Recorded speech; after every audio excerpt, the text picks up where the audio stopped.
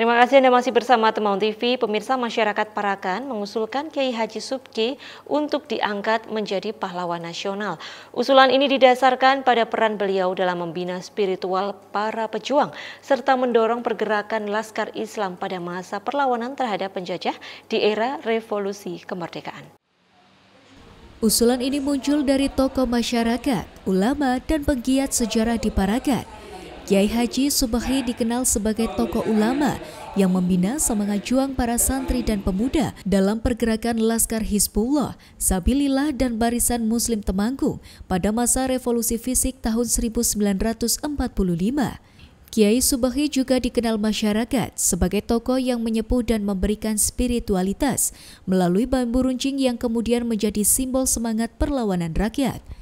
Pamong Budaya Ahli Amin Rahayu menjelaskan, syarat pengusulan pahlawan nasional harus memenuhi kriteria formal dan akademis sesuai peraturan perundang-undangan. Sebagainya. Nah, itu dari aspek-aspek etika, moralitas, aspek politik, aspek nasionalisme kebangsaan dan lain sebagainya, sosial dan sebagainya, itu akan dikumpulkan.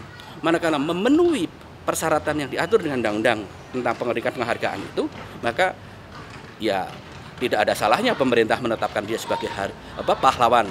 Dan kalau Pak Kiai Subki nanti diangkat menjadi pahlawan nasional, kan ya juga mengangkat nama baik Temanggung juga kan, ini bagi warga Temanggung gitu. Tapi pegiat sejarah Parakan Hasan Basori menyatakan peran Kiai Haji Subki telah tercatat dalam sejarah lisan dan referensi tertulis termasuk di dalam karya S. Saifuddin Zuhri, Menteri Agama pada masa revolusi. Peranan Mbah Subki ini cukup signifikan.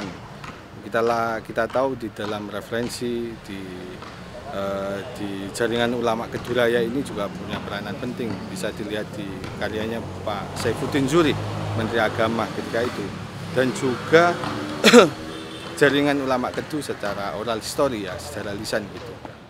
Kiai Haji Subki yang dikenal masyarakat sebagai Jenderal Bambu Runcing merupakan tokoh sentral penggerak spiritual dan semangat perjuangan. Melalui proses pengusulan yang terstruktur, masyarakat Parakan berharap peran beliau dapat diiktirafkan dalam sejarah nasional.